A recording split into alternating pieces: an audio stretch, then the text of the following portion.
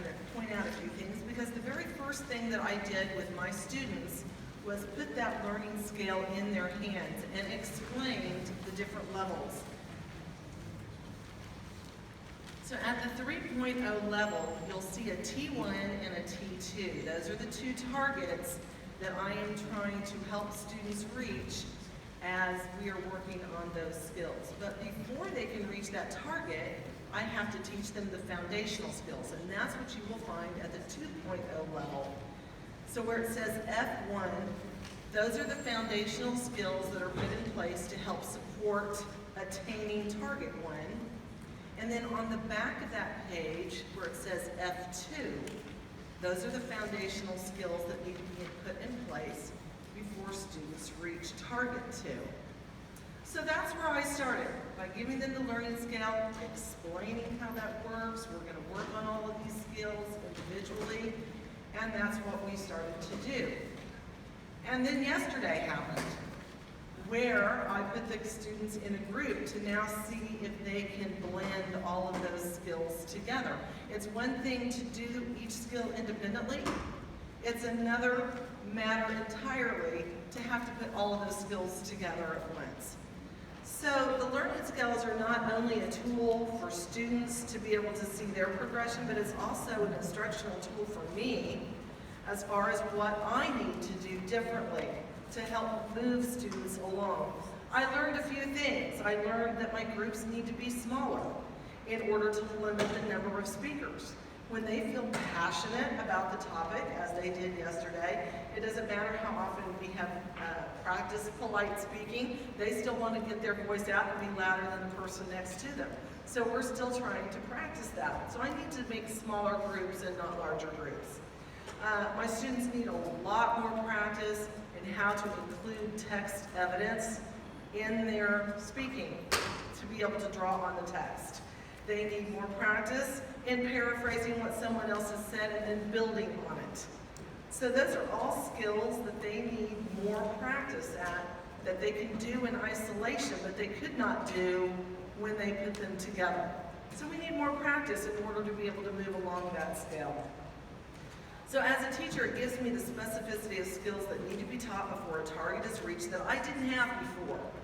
And the information that I learned during this first assessment process will drive my instruction as I continue to develop those skills in my students.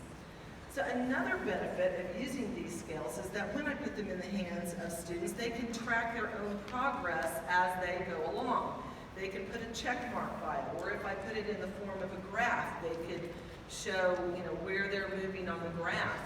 So I think that's a powerful tool, and it can be a motivational tool. So even if they're not at the target, they can see that they are making progress toward that target, and I think that's powerful. And then another added bonus is to using skills is when I fill out a teacher report form for an IEP conference, I actually have specific standards-based information to include on those TRPs, which helps SPED teachers then in developing goals and writing goals on those IEPs. So again, specific information, not they do a good job or they have trouble turning in their homework. I can actually say they struggle with being able to paraphrase answers, or they struggle when speaking in citing text evidence, because I've actually measured that skill. So in short, learning skills has helped me focus my instruction. I have a specific set of foundational skills that have been identified for each target, and I know that I need to teach all of those skills in a foundational way before I can assess that target in a summative way. My students can track their own progress that they make toward the target, and then I can include specific standards-related information on the teacher report forms. So I'm very happy that I'm one of the teachers piloting learning skills for 259. Thank you.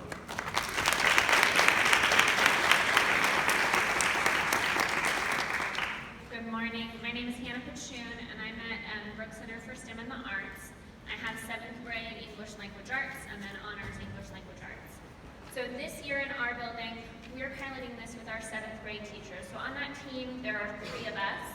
I'm in my 6th year of teaching. I have a teacher in her 2nd year of teaching, and a teacher who has more experience than me but has her 1st year in Kansas.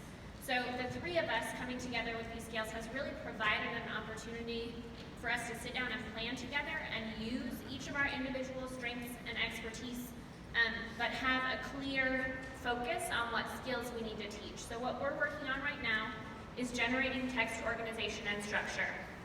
And you don't have that one in front of me, or in front of you, but we have some extra copies if you'd like one that we can put at the back. So we started with teaching, our first target is introductions. So before, when I taught introductions, what I would do is have the kids write their first essay, see where they're at, give them some feedback. They'd have the rubrics, they'd know what they'd be graded on, but we didn't necessarily go into what's in an introduction, what's the purpose of an introduction. So having that scale allowed me to drill down to the exact skills that they needed to write a proper introduction and teach those individually. And then just like Adela said, I'm to the point that I'm trying to get them to put those together. So we went from, do they know the information? Do they know the vocabulary? Do they know what needs to be included? And we tested that yesterday. And now we're practicing writing those. So kiddos, before we left yesterday, were writing their own thesis. We did practice in groups. We did practice individually. And the quality of what they're producing is so much better than the quality of, here's an introduction, it needs to have a thesis, write one. And I consider myself to be a decent teacher, but this allows me to find those places where I need some extra guidance and have specific skills that I can break down to teach to kids. And I promise you that the quality of what kids turn in when they finish their first essay is going to be exponentially better than what I was doing before, where we were just kind of seeing where they were at and then going from there. So this has helped me a lot with my planning, but also has helped the three of us come together and plan together. So my second year teacher last month at our meeting said out loud to the whole group, I wish I would have had this last year, because I kind of just walked in and I thought I knew what I was doing because I just graduated college, I was feeling really confident, and then I was like scrambling to find things that fit the needs, that met the standards that I thought I was supposed to be teaching. I didn't really know what they were though. And this has given her the ability to sit down and actually feel confident about what she's supposed to be teaching and break that down into skills that she can teach her kids. So I thought that was really powerful when she said it. Another benefit to me is that it doesn't replace the great things that I'm already doing in my classroom. So I'm not throwing out social emotional learning, AVID, restorative practices. I'm still using those things that I know are good for my tiny humans, but I also have this last puzzle piece that I can put in that ensures that they have that rigorous instruction. So I think that that has been a huge benefit for me, that it's not one more thing that I'm doing on top of everything else or something that's replacing something else that I love, but it's something that fits in and adds that one last piece for my kiddos so that I know when they leave, they're better humans, but they're also better at writing introductions, which is really important. My proud principal at Brooks, Mr. Mitchell, he has this quote that he often says to us, especially when we're practicing being flexible and trying new things, about how we have to sometimes go slow so that we can go far. And I think these scales are a perfect example of that. I can, with my kids, break it down, go slow, hit those foundational skills, get to those targets, so that then my kiddos can instructionally go further. And I really appreciate that about these scales. It's been a really positive experience piloting them this year.